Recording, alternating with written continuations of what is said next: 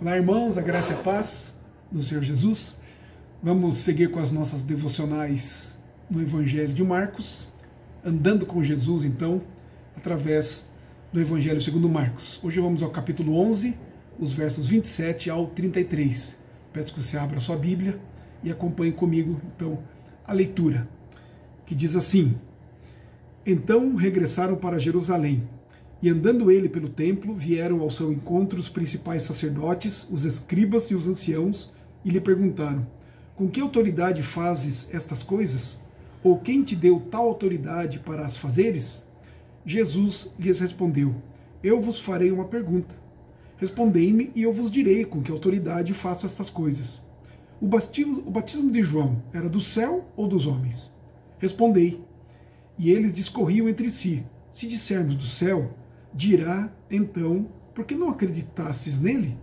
Se, porém, dissermos dos homens, é de temer o povo, porque todos consideravam a João como profeta. Então responderam a Jesus: Não sabemos. E Jesus, por sua vez, lhes disse: Nem eu tampouco vos digo com que autoridade faço estas coisas. Bom, queridos, Jesus está novamente no templo em Jerusalém, onde ele, no dia anterior, havia expulsado os vendedores e os cambistas, que estavam fazendo da casa de Deus um covil de salteadores, nas próprias palavras de Jesus ali em Marcos capítulo 11, os versos 15 ao 19. Agora aqui no versículo 27, Jesus está novamente no templo, andando ali pelas dependências, pelo pátio, e provavelmente ensinando ali os seus seguidores enquanto ele caminhava, pois era essa a maneira que os mestres, os rabis, ensinavam e costumavam então discipular os seus seguidores. Enquanto eles caminhavam, eles ensinavam. Aí no versículo 28 vem então aquela comitiva, não é? E do Sinédrio faz a seguinte pergunta: com que autoridade fazes estas coisas? Ou quem te deu autoridade para as fazeres? Ou seja, era uma inquisição com Jesus, né? Contra Jesus ali. Como que perguntando: quem foi que autorizou você a expulsar os vendedores e os cambistas do templo? Ou ainda, quem que te autorizou a ensinar e a fazer discípulos como você tem feito aqui? Não é? A pergunta era esta: quem que autorizou você a exercer esse ministério que somente nós fomos ordenados para exercer ou autorizar outros a fazerem? É bom lembrar, queridos, que essa abordagem que esses anciãos, os principais sacerdotes e os fariseus fizeram, essas mesmas perguntas, ou essa pergunta, praticamente a mesma, foi feita para João Batista. Eles fizeram essas perguntas publicamente lá para João Batista, como fizeram essa pergunta publicamente para Jesus, ali no pátio do templo, né, enquanto ele caminhava. E certamente os discípulos de Jesus, como outros que estavam ali transitando pelo templo, né, o povo que estava por ali, viram então e certamente se achegaram próximos ali para ouvir, né, essa conversa dessa comitiva do Sinédrio com Jesus, não é? Porque também não era muito comum ver uma comitiva do Sinédrio perambulando pela cidade ou mesmo andando pelo pátio do templo. Isso certamente chamou a atenção daquelas pessoas. Mas a intenção daquela comitiva era constranger a Jesus e fazer com que ele se calasse, com que ele parasse, cessasse o seu ministério. Isso estava causando inveja àqueles líderes, não é? Pois Jesus arrebanhava a gente, Jesus falava com autoridade, falava com amor, ensinava com precisão as Escrituras, coisas que aqueles fariseus não faziam. Então, eles queriam, de fato, era calar Jesus, né? Mas Jesus era um mestre, né, reconhecido pelo povo, não pelos fariseus, mas pelo povo. Ele, portanto, não era oficialmente alguém, né, um líder, um mestre, um rabi, ordenado, né, oficialmente reconhecido e autorizado pelos dominadores, né, da religião e do povo. E daí então dependendo da resposta que Jesus desse a eles, né? Dependendo da resposta de Jesus, né? Eles publicamente estariam desautorizados a continuar a ensinar. E também eles convenceriam o povo de que Cristo era um impostor. Não é? Então, Jesus, com muita sabedoria, ao invés de responder a eles diretamente de que autoridade, com que autoridade ele fazia aquelas coisas, Jesus fez uma outra pergunta a eles, né? Então, no versículo 29, Jesus lhes respondeu: eu vos farei uma pergunta. Respondei-me e eu vos direi com que autoridade faço essas coisas. Não é? Então Jesus aí usou de sabedoria, como também Jesus conhecia o coração invejoso e malicioso daqueles fariseus, né? E disse que responderia a pergunta deles se eles primeiro respondessem se eles reconheciam ou não o ministério de João Batista. Olha a pergunta no versículo 30. O batismo de João era do céu ou dos homens? Não é? Ou seja, ele é um profeta ou não? E aí, se você olhar lá em João, capítulo 1, os versos 19 ao 23, João 1, 19 ao 23, nós vamos ver lá que João registra que o mesmo Sinédrio, uma comitiva também do Sinédrio, foi enviada para fazer algumas perguntas a João Batista. A pergunta que fizeram é se ele era o Cristo, ou se ele era Elias, ou se ele era o profeta que Moisés se referiu, que futuramente viria. Não é? E esse fato, então, esse encontro do Sinédrio, representantes do Sinédrio com João Batista, lá no passado, revelou que eles sabiam que o ministério de João Batista provinha de Deus. Eles testificaram com as respostas de João Batista de que João Batista, que o seu ministério, né, ele como profeta, de fato, vinha de Deus, provinha de Deus. Eles reconheceram isso, né, que João Batista era um profeta da parte de Deus. E nessa ocasião, dessa inquisição, desse sinédrio, né, e nessa ocasião João Batista reconheceu que Jesus era o Messias, que já existia antes dele, e que Jesus Cristo era maior do que o próprio João Batista, o profeta. Ou seja, a pergunta que Jesus fez agora a esses fariseus colocou-os numa enrascada. Olha o verso 31, como que foi que eles responderam à pergunta que Jesus fez para eles. Se dissermos do céu, dirá, então por que não acreditastes nele? Não é?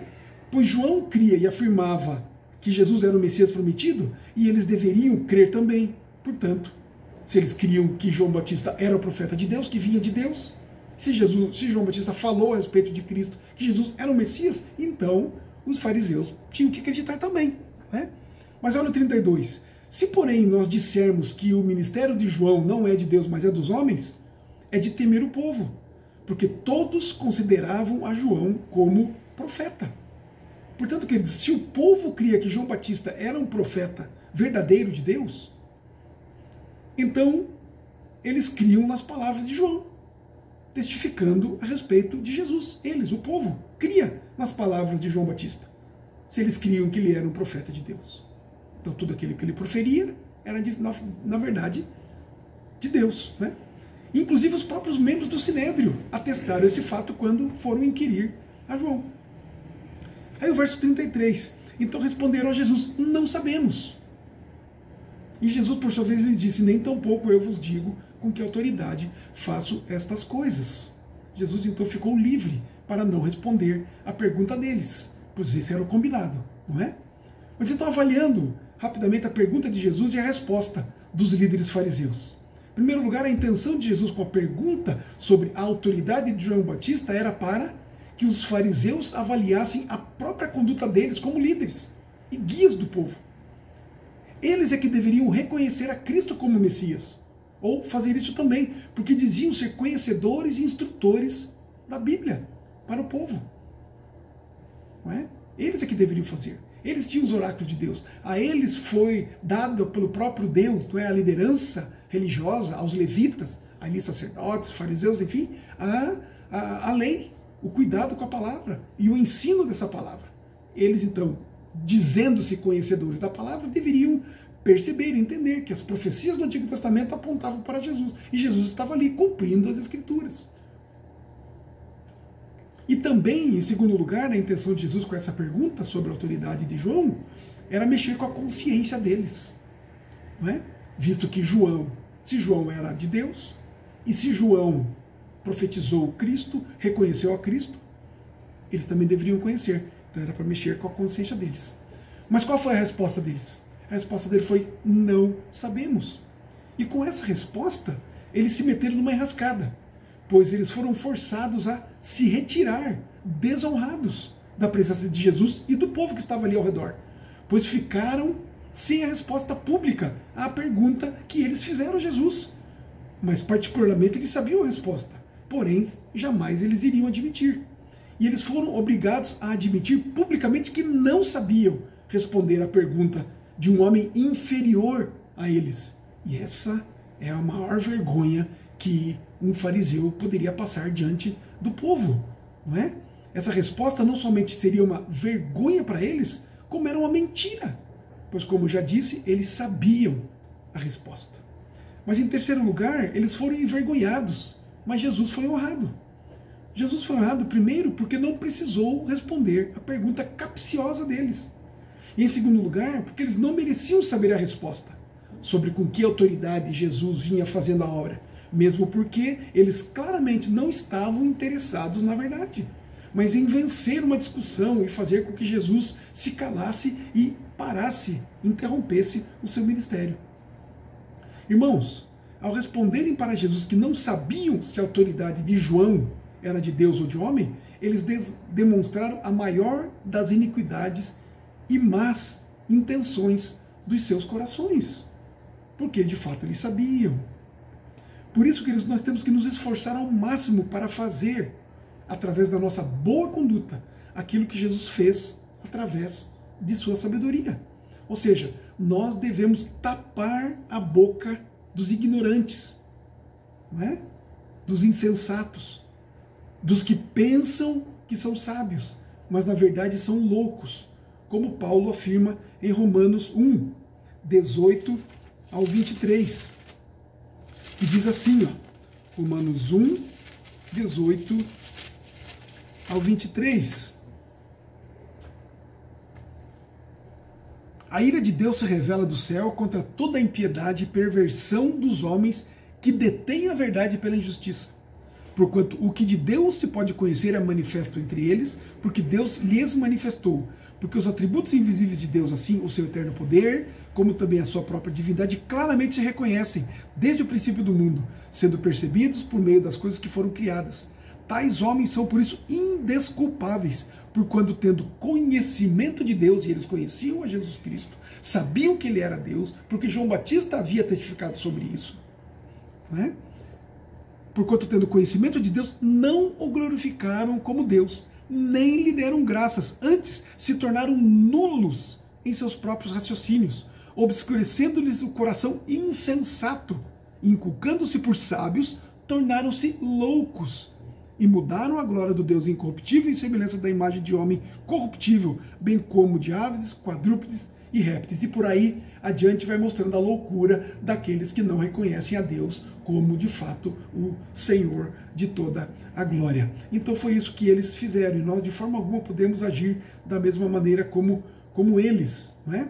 Mas Jesus saiu dali honrado porque também ele se sujeitou àquelas autoridades, ele respeitou aquelas autoridades civis e religiosas, as maiores autoridades sobre o povo de Israel, abaixo, logicamente, do Império Romano, que estava ali dominando então o povo naquela época. Mas eu quero terminar fazendo dois comentários apenas. O primeiro em 1 Pedro, capítulo 2, versículos 13 ao 15, que o apóstolo Pedro fala assim: sujeitai-vos a toda instituição humana por causa do Senhor, quer seja o rei como soberano, quer seja as autoridades como enviadas por ele, tanto para castigo dos malfeitores como para louvor dos que praticam o bem. porque assim é a vontade de Deus, que pela prática do bem façais emudecer a ignorância dos insensatos. De que maneira nós vamos fazer aqueles que desconhecem a Cristo, são insensatos, ignorantes, são loucos? De que maneira nós vamos emudecê-los? Praticando o bem, fazendo a vontade de Deus, caminhando com Cristo. É desta maneira. E por último, Jesus daria a resposta para eles dali a alguns dias. Quando depois da sua morte na cruz, ele, ao terceiro dia, ressuscitaria e com isso mostraria não somente ao Sinédrio, mas ao mundo todo, com que autoridade ele fez, faz e fará todas as coisas.